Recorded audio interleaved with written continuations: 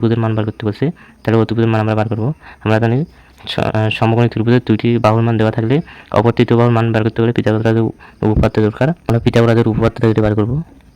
তো পিথাগোরাসের উপপাদ্য হচ্ছে অতিভুজ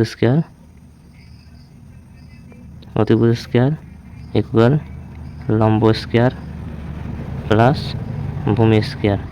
তো এখানে অতিভুজ হচ্ছে এসি, তো এখানে হচ্ছে এসি স্কয়ার ইকুয়াল লম্ব হচ্ছে এখানে হচ্ছে এবি স্কয়ার প্লাস এখানে ভূমি হচ্ছে বিসি, তো এখানে হচ্ছে বিসি স্কয়ার। তো এসির মান বার করবো আমরা। এসি ইকুয়াল স্কয়ারের দিকে আমরা এখানে রুট করবো।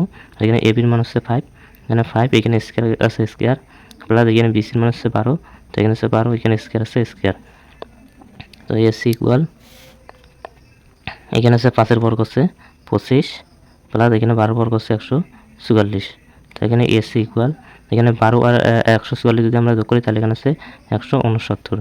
তো এসি ইকুয়াল 169, এখানে হচ্ছে 13 বর্গ, তো আমরা এটা বর্গ করে ভাঙাবো। এখানে রুট স্কয়ার কাটলে এখানে এসে এসি ইকুয়াল 13, তাহলে আমাদের এখানে